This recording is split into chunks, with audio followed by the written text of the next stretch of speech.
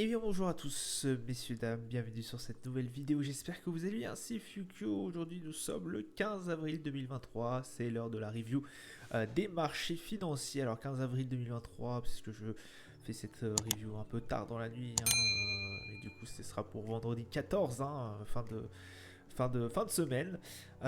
Premièrement, je voulais m'excuser pour la qualité de la vidéo d'hier qui est sortie. C'est au moment du montage que j'ai découvert qu'il y avait des énormes grésillements, je ne pouvais pas la retoucher, je ne pouvais rien faire en fait, sinon il fallait la retourner, mais le problème c'est que j'avais pas le temps ni la possibilité de le faire. Donc voilà, ce qui explique un peu cette qualité un peu médiocre de la vidéo dernière. Mais voilà, j'espère que vous en tiendrez pas trop rigueur. Aujourd'hui, du coup, nous avons sur cette dernière journée de la semaine, cette journée de vendredi 14, je vous rappelle 14 avril, un CAC 40 qui a clôturé bien dans le vert, plus 0,52%, on est au-delà des 7500 points, on a dépassé les 7500 points, 7519 exactement, l'Eurostoxx a plus 0,55, le DAX a plus 0,50, le FTSE plus 0, le FTSE, pardon, plus 0,36, le Dow Jones moins 0,42, le Nasdaq aussi dans le rouge, moins 0,35, le Nikkei 225 à plus 0,26, on a un pétrole Brent 86,63$, le 11 d'or qui redescend 2004,40$, l'euro USD à 1,110. Bitcoin toujours au-dessus de la barre des 30 000, 30 440 exactement. Palmarès du SRD, on a Nicox qui fait plus 25%, Orpea en plus 11,53, plus 8,13 pour Kaufman et Broad. Au niveau des plus fortes baisses, CGG qui part à moins 3,25, Genovision moins 3,40 et Inventiva qui clôture à moins 4,16. Aujourd'hui, donc du coup, sur une semaine vraiment sulfureuse sur le CAC 40, on a fait sauter les records, voilà, toujours plus. Voilà, nouveau record encore, les 7500 points ont été dépassés, 7519 points, on a été chercher bien plus au-dessus encore durant la séance. Wall Street qui fait un peu la gueule, je vous avoue. Voilà, ça a été un petit bémol. Bon, on a, alors, pour revenir au CAC 40, on a forcément les valeurs du luxe et toujours les banques qui nous tirent largement. Je vous rappelle que les banques ont bien repris depuis l'affaire Crédit Suisse et SVB, etc., etc. Donc là, c'est en train de remonter assez fort. On a aussi le premier résultat trimestriel dans le secteur aux États-Unis. L'indice aligne une quatrième semaine de hausse d'affilée, donc voilà, ça a été très très bon. On a eu le Michigan Consumer Sentiment aussi qui est sorti, je crois il a été, je sais plus qu'est-ce qu'il a été, s'il a été très bon ou pas, de mémoire. J'ai perdu un peu la mémoire, je vous assure. Mais bon, voilà, ça a été pas terrible en tout cas au niveau des US. On reverra ça forcément sur les graphiques. Mais voilà, on tablerait alors. Il y a des rumeurs, alors c'est des rumeurs de marché comme quoi la Fed relèverait qu'une seule fois de 25 points de base la prochaine hausse. Voilà. Ça sera juste une seule fois. Alors c'est encore des rumeurs, pour l'instant rien de très fondé là-dessus. Mais voilà, il faut quand même rester là-dessus. On a eu des très bons chiffres au niveau de l'emploi, je vous rappelle, et du chômage aussi. Mais on a aussi le contexte des banques, voilà, qui n'ont pas très rassuré, j'ai envie de vous dire. Ces hausses de taux, voilà, qui n'incitent pas forcément les banquiers centraux à encore encore augmenter les taux, avec en plus une inflation qui vraiment est en chute libre. Bon, alors il ne faut pas forcément relâcher un peu cet effort, même si là on commence à voir petit à petit forcément les ménages en pâtir, mais aussi les indicateurs économiques qui commencent à se faire sentir beaucoup plus faibles, en tout cas au niveau des US aussi. Donc voilà, tout ce contexte amènerait possiblement à juste une hausse de taux de 25 points de base sur la prochaine réunion, sur la prochaine hausse de taux, et peut-être pas sur la deuxième. Donc ça, c'est ce qui a un peu fait voilà, trépigner les marchés. En tout cas au niveau européen. Au niveau américain, ça s'est pas tellement tenu, hein. On voit bien que le Nasdaq et le Dow Jones, ça, ils font un peu la gueule aujourd'hui, dommage. Mais en tout cas au niveau européen, ça s'est très très bien passé sur cette séance. Calendrier d'annonce économique, du coup, on a eu du coup les ventes en détail qui ont fortement chuté. On attendait moins 0,2. Là, on voit que vraiment, comme je vous le dis, les ménages américains commencent à en pâtir énormément.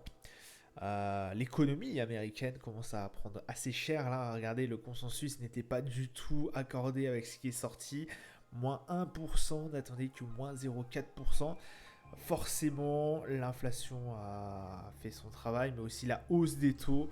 Voilà, on sent bien que, alors même au niveau français, on sent bien que l'économie aussi voilà, commence à prendre assez fort l'inflation et on commence à voilà, avoir de plus en plus de complications, j'ai envie de vous dire, économiques. Michigan Consumer qui reste quand même, ça a été assez bizarre, il est resté quand même assez élevé et même plus fort que ce qu'on attendait. Le sentiment des consommateurs, assez incroyable parce que vraiment on a des indicateurs comme la vente au détail qui ne cessent de reculer. Et contrairement à ça, on a l'indice des consommateurs qui reste assez bon, assez élevé. Donc bah écoutez, tant mieux, mais ça n'a pas forcément très rassuré les marchés par la suite, hein. En parlant de marché, on va y retourner tout de suite. Voilà. Juste petite précision, pour le calendrier d'annonce économique, il n'y a rien de très intéressant pour lundi. Voilà. Ça sert à rien que je vous l'expelle, j'ai checké ça vite fait. Mais je crois qu'on a quand même une bonne semaine, une semaine assez chargée de tête, hein, voilà, sur la semaine qui arrive. Bref, le CAC 40, on a fini sur la journée entière à 7522 points. Objectif bien évidemment 7006, hein, voilà, de 100 en 100. C'est largement atteignable. J'ai envie de vous dire maintenant, c'est tellement parti en run que c'est incroyable. Rendez-vous compte, on avait stabilisé pendant 2 jours aux alentours de fin mars, début avril, entre les 7400 et les 7300 et après c'est reparti en bombe, hein. Cette semaine, ça a été vraiment une semaine de record. Incroyable, en plus avec une journée hier totalement folle. On est passé quand même des 7400, allez 430, on a dépassé, on a clôturé la journée à 7500, au-delà des 7500. Donc voilà, là ça a été, voilà, on a été chercher quand même les 7530, pardon, au niveau de la journée d'aujourd'hui. Donc voilà, très très bien. Un RSI forcément qui se rapproche dangereusement de la zone de surachat. Dangereusement, oui et non, hein. Je préfère ça que une survente. Et un MACD forcément en tendance haussière, hein. Voilà, j'ai pas besoin de vous l'expliquer, mais les graphiques sont vraiment, c'est incroyable. C'est incroyable le run qu'a eu le CAC 40, vous vous rendez pas compte, mais depuis le 4 novembre, le CAC 40, c'est de la folie. C'est de la folie.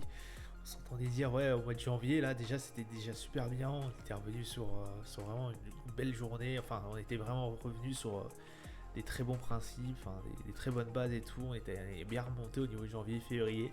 On était déjà tout content. SVB, c'est vrai que ça nous avait foutu un coup dans le moral. Mais très très vite, ça s'est très très vite repris pour aller rechercher encore plus haut. Et ça, c'est très très bien. Et tant mieux d'ailleurs.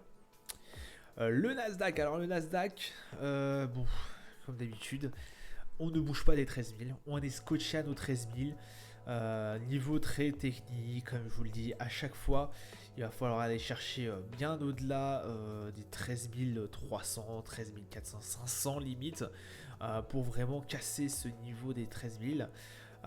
Et pourquoi pas à un moment donné aller chercher nos 14 000, parce que là ils nous tendent les bras et on n'arrive pas à décoller, en tout cas au niveau des indicateurs américains, des indices américains pardon. Ça reste très très très très compliqué. On verra aussi pour le Dow Jones, ça c'est pas avéré, très très folichon, hein, aujourd'hui même. Hier ça a été très très bien, mais aujourd'hui voilà, un peu déçu aussi de la séance. Donc voilà, pour vous dire, hein, le Dow Jones, je l'ai tradé à la baisse, hein, et il y en a un qui est passé, hein, pour vous dire. Le MACD en tendance toujours haussière, hein, ça, alors, ça on peut pas le retirer. Depuis milieu mars, il n'arrête pas de remonter. On est bloqué sur ces 13 000, certes, mais on espère à un moment donné s'en dégager. RSI proche de la zone de surachat, donc voilà. Restons vigilants en tout cas sur ces niveaux-là. Le Brent, bon bah, le Brent depuis quelques semaines ne bouge pas. Voilà, on a toujours cet objectif de l'OPEP de 100 $ le baril. On arrive difficilement à atteindre déjà les 86 et à se maintenir au-dessus des 86. On est toujours aux environs des 85. Depuis depuis la réunion de l'OPEP, on n'a toujours pas bougé de. Alors si 85, 84, 86, petite pointe à 87. Mais ça reste vraiment très très tranquille, en tout cas au niveau du Brent pour l'instant. RSI proche de la zone de surachat, forcément avec le gap qu'on a eu pendant le week-end il y a 2 semaines, incroyable, et un MACD en tendance haussière. Le 11 d'or, alors voilà, je vous avais dit, le 11 d'or, on fait attention, machin. Alors je vous avais dit oui, on pourrait potentiellement aller chercher les 2100 ou autres, mais je vous ai dit, restez quand même vigilant, quoi. Restez quand même vigilant, j'irai le chercher, enfin, on pourra réellement dire que cette barre des 2000 a été vraiment breakée au moment où on irait chercher les 2040, les 2050, voire 60. Ça a été le cas, voilà. Énorme chute, on est revenu au niveau des 2000, et même on a été chercher, on voit bien avec cette mèche là, bien en dessous. Et oui, comme je vous l'ai dit, ces barres des 2000, elle est vraiment très très solide. Ouais, ce seuil des 2000 est vraiment très solide. On a vu que les dernières fois qu'on s'était sorti de 2000, c'était au moment de la guerre en Ukraine et de la crise Covid, et on était resté que très très peu de temps. Donc là, même si on a une affaire, on va dire une belle loi de dos pendant un moment, j'ai envie de vous dire, et il va falloir peut-être un peu plus que ça. Alors c'est sûr que là, s'il y a une banque qui ferme ou une crise bancaire, là ça patera. Là on cassera à mon avis ces seuils des 2000. Et pour l'instant, voilà, ça me paraît un peu juste fondamentalement. Alors fondamentalement ça me paraît un peu juste, mais après, il n'y a pas que le fondamental dans la vie, il y a aussi la technique. Là, 2000, voilà, faire très attention quand même. Méfiez-vous un peu de ce niveau-là. Je vous l'ai dit, on peut très vite redescendre au 1900. Ça m'étonnerait même pas qu'on redescende très très vite. Là, la bougie qu'on s'est tapée, incroyable. Mais moi, pendant un moment, je me suis dit, ah si, il a dû passer ce niveau-là, il a dû casser ce niveau des 2000. Mais non, ouais, vraiment 2050, 2060, pour que ce niveau soit validé, j'ai envie de vous dire. RSI proche de la zone de surachat, mais voilà, on tend quand même vers une zone de neutralité et un MACD en tendance haussière. Notre magnifique DAX. Le DAX, mine de rien, écoutez, le DAX, qui a clôturé au 15 803. On a été chercher un tout petit peu au-dessus de la dernière bougie, de la dernière mèche, ou la mèche la plus haute qu'on ait eue depuis un petit temps. Mais bon, on n'a pas clôturé là aussi, donc potentiellement les 15 610, moi je reste toujours très prudent. Les 15 610 doivent tenir toujours. Mais c'est bien possible qu'on aille chercher nos sommets. Ouais, c'est pas impossible qu'on aille chercher nos sommets qui sont aux alentours des 16 200. Écoutez, moi je resterai encore un peu prudent. Voilà. On a bien vu sur l'or, je pense que beaucoup s'en sont excités. Là, ils se souviennent de se manger un énorme retour de bâton. 15 803, restez vraiment très... Ouais, restez très vigilant quand même. Pourquoi je dis ça? Alors, ça aurait été les 15 884, imaginons. Je pense que la mèche là aurait été complètement dépassée. Et si on avait clôturé, bien évidemment, à 15 800... 900 et quelques même, 15 960 par exemple, là j'aurais pu réellement vous dire que la barre des 15 600 que la résistance des 15006 ne tient pas. N'a pas tenu et a du coup a cédé. Là, on est toujours dans cette mouvance un peu. Est-ce qu'on va pas redescendre au 15610 justement? Après, c'est vrai que dans un contexte, les indices européens ont assez bonne forme en ce moment. Il n'est pas impossible que cette barre soit breakée. Mais pour moi, rester toujours dans la vigilance. Voilà.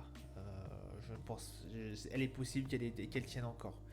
Et que là, là on peut déclencher du sales à fond et repasser au niveau des 15610. Donc voilà, restez patient lundi, peut-être mardi, voilà, mais restez patient en tout cas au niveau du DAX. RSI proche de la zone de surachat et un MACD en tendance haussière. S&P. Le S&P, bon voilà, on aurait pu finir, j'ai envie de vous dire, plus mal que ce qu'on a fait là, parce qu'on a été quand même chercher nos 4120, on a fini à 4000, même 4100 tout court, hein. On a sauvegardé alors sur une très légère hausse.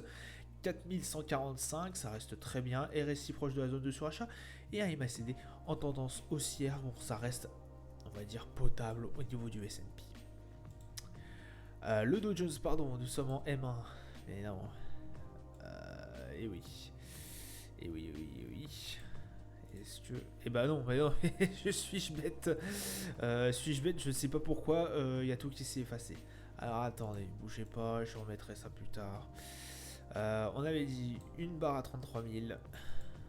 Ouais. On avait mis une barre ici au niveau des 31 000 et quelques. Avec des mèches qui avaient tapé des 31 400.